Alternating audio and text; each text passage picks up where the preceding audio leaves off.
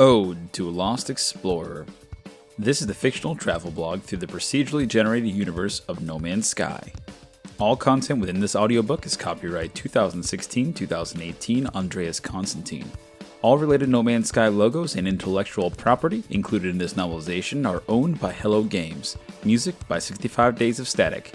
Welcome, interlopers, to the fictitious podcast novelization through the procedurally generated universe of No Man's Sky. Chapter 8. A Blemish in Dark Blue.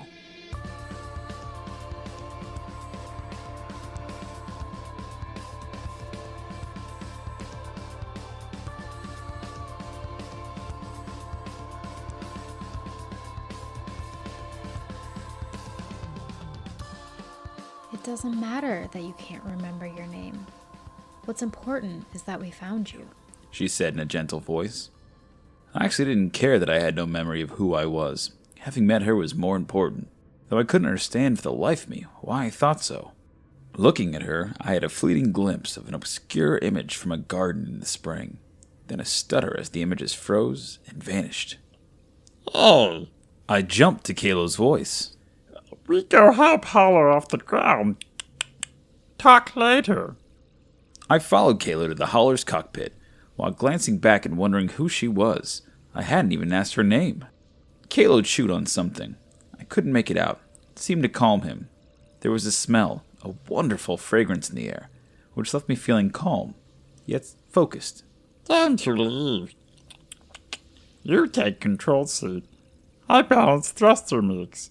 Big payload, extra oomph. Oomph? Yes, oomph. Like you need energy, power, push. Understand? Otherwise, we're stuck here on Red Planet.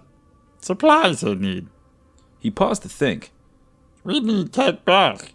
Otherwise, everyone's stuck, okay? He croaked, then stopped. Was that a nervous laugh? Or just his way of relieving tension? I had no way of knowing what he was reacting to. Okay, I replied, as I didn't have much choice. Kalo guided me through the ship's controls. At first I was lost. Even though the controls looked similar to my shuttles, I had never actually flown either. But strangely, I understood what needed to be done. Still, feeling the whiff of clarity with Kalo's guidance, I stirred the Holler nose gently up. Once the thruster began vertical liftoff, I could feel the ship's weight in the controls. The stress could be felt, the vibrations running through the ship's hull. It felt like the planet was still holding us back, angry with all the materials that we had taken and it wanted them back. Once free from the planet's gravitational pull, the Holler was much easier to maneuver, and Kalo took the helm. Now we're good. Let's Holler rendezvous with Whooping Fair. My crew will be impatient, surely anxious for noble homecoming. You have a crew? Captain Kalo. He laughed, or rather gargled proudly while bowing, as if introducing himself for the first time.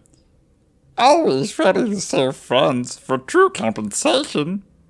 So Kalo was the captain of a whooping freighter, and with a crew, and a trader, in fact. But trading in what?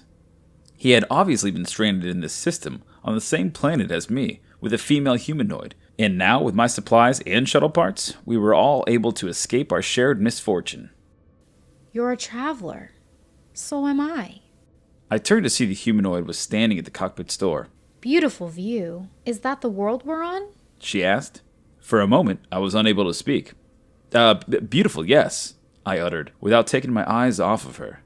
Realizing what I had said, I quickly turned to look out at the planet as I felt my cheeks blush. I'm sorry, I said, looking back at her, hoping she hadn't noticed. I don't know your name. Aria, she answered. The Hauler had now left the planet's orbit, and Kalo repositioned the ship away from the planet, pointing its nose into deep red abyss of space. He powered up the main pulse thrusters. Ambassador Aria Costa, Kalo added. What did Kalo mean? Aria was an ambassador? Ambassador to whom? Or to what? Fasten down, Howler flinging, far end of system. Rendezvous whooping crater behind Big Planet. Hidden in shadow of moon. Arya and I returned to the hauler's cabin and buckled into the 2 front seats that offered a bubble view into the cockpit and the canopy out into space. The acceleration was instant, then stabilized, allowing us some movement while the hauler sped blindingly into the far end of the system. We approached the dark Cerulean planet and slowed down as we entered high orbit. Its face looked barren, lifeless, and cold.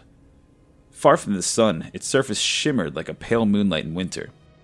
Kalo skimmed the hauler across the atmosphere to the dark side of the planet, where the only light came from the hauler's heat shields, glowing orange in the thin, high-altitude friction.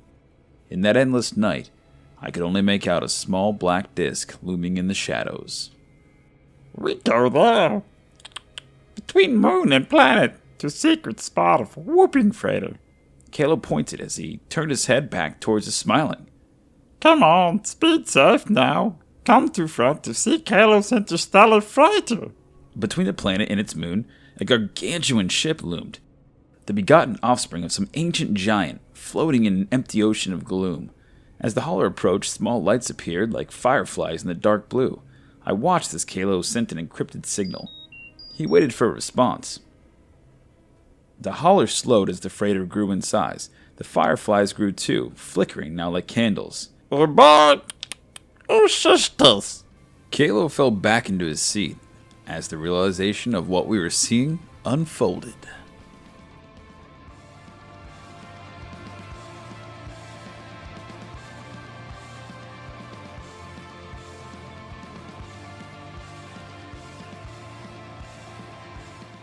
Are you a No Man's Sky fan, player, enthusiast, or just enjoy space fiction?